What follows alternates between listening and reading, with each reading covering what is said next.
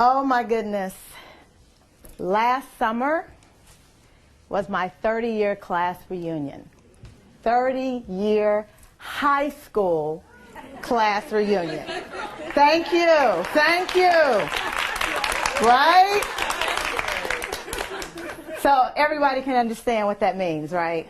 So it's my 30-year high school class reunion. And literally I had some anxiety about that. I mean, I had some real angst because 30 years is a long time. I mean, really, 30 years is a long time. And most of my high school friends I didn't stay in contact with. I mean, outside of a few connections on Facebook, I mean, we really didn't have a connection. So I'm pretty anxious, and I'm in the mirror, and I'm getting dressed, and I'm thinking, God, 30 years, 30 years, 30 years. And I started thinking back to that 18-year-old, and I'm thinking, wow, okay, 18. Like, every dream I had when I was 18, I had accomplished. And I was just like, yes. I wanted to buy my mother a home. I did it by 27, right? I had this amazing career. I was so blessed, and I'm sitting here going, gosh, okay. And I'm thinking back every time life kicked me in the face and I got back up. I'm like, okay. I started to hear Jay-Z in my head, you know, allow me to reintroduce myself, right? Right? I'm like, yeah, ladies and gentlemen, there is such a power you get when you dancing naked in the mirror. Right? Right? So I'm like, yes. And so I'm thinking about this 18-year-old, and then it kind of just hit me just how disconnected I had gotten at 48 years old. That 18-year-old was connected. And you said it best. I realized the epitome of the disconnect was drive had gotten me there. I left confidence behind. So you couldn't tell me I wasn't confident. I mean, look at all that I'd accomplished, right? I had to be confident. No. I was driven. And what I realized is there's a clear distinction between drive and confidence. And you said it. Drive is your protective strength. Confidence is your vulnerable strength. Right? Confidence is, when you're at your most confident state, that's when you're most vulnerable. It was just shared on this stage. Drive is, oh, I got this.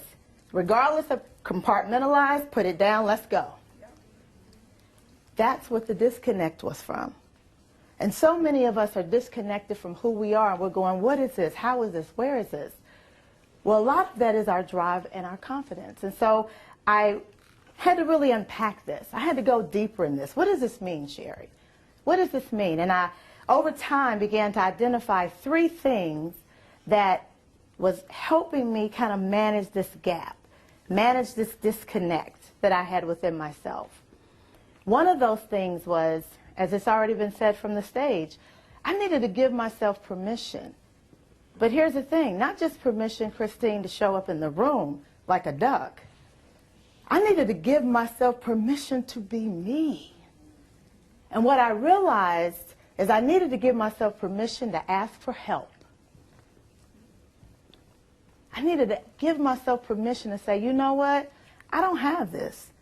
So I need my mother-in-law to help me to get my baby back and forth to school and not be like, she don't want to help me. She got 4 other grandkids that they need real help. My baby, no. You need help too. So I gave myself permission to ask for help. The second thing I realized that was helping with this gap was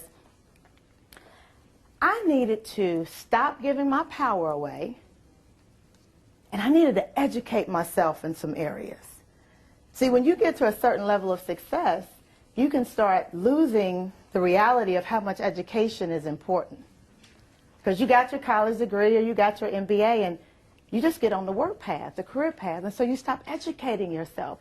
That's why I so respect Dorinda and everyone at Prudential and how you guys so commit to making these kind of opportunities available for us so that we can come and educate ourselves.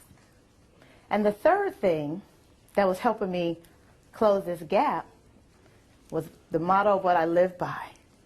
I realized that I needed to stop spending 100% of my time on 10% of who I was and expecting 100% of my fulfillment.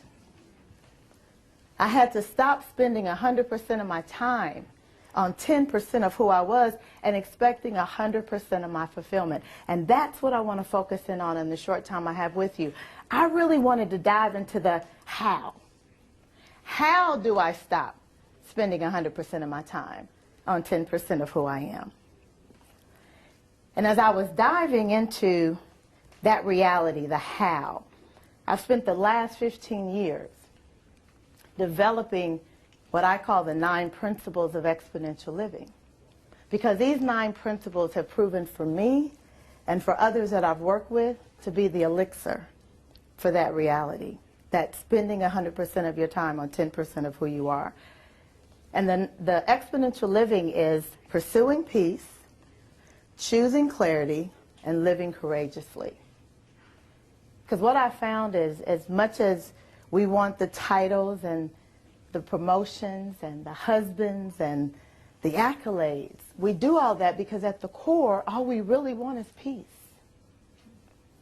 And what happens, and I've found this consistent, the 25 years that I've been blessed to work with some of the biggest influencers and change agents in the world, athletes, entertainers, corporate executives, entrepreneurs, multimillionaires.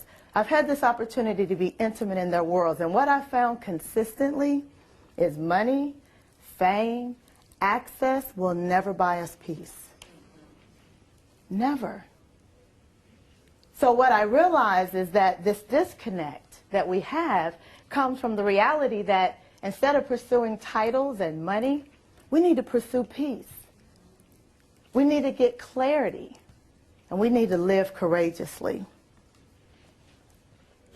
Marianne Williamson says it best. The biggest challenge that we have is fear, but it ain't the fear that we all think it is. Marianne Williamson says our deepest fear is that we are. What is it? Our deepest fear is of our greatness. That's our deepest fear. Our deepest fear is showing up like the duck on top of the water and not the duck underneath the water. Our deepest fear is not that we are inadequate. Our deepest fear is that we are powerful beyond measure. It is our light, not our darkness, that most frightens us. We ask ourselves, who am I to be gorgeous, talented, brilliant, fabulous? Actually, who are you not to be? You are a child of God. Your playing small doesn't serve the world. There is nothing enlightened about shrinking so other people won't feel small around you. We were all meant to shine as children do. We were born to make manifest the glory of God that is within us. And not just in some of us, it's in all of us. And as we let our light shine, we automatically give others permission to do the same. And as we're liberated from our own fears, we automatically liberate others. The best gift you can give your children is for you to be free so they can be free. The best gift you can give your colleagues is you be free so they can be free. So I want you guys to do something with me. Can y'all do that with me? I want you to stand up. I want you to stand up, and I want you to make this declaration. And you got to really hear the words. Hear what I'm going to say, and as you repeat after me, I want you to really hear what you're saying. Today, I will dive into my deepest fears. To elevate to my highest faith. To accomplish my greatest achievements. Y'all didn't say that like you mean it. I need some conviction. I need some conviction. I need some conviction today. I will dive into my deepest fears. To elevate to my highest faith. To accomplish my greatest achievements. Let me tell you something. That declaration roots you in peace. It roots you in peace. Because it tells you every day I'm going to dive into my deepest fears, but guess what? I'm coming up to my highest declaration. I want to leave you with this. Peace is possible. Peace is our power. And peace is the new success. Thank you so much. Thank you. Thank you. Thank you.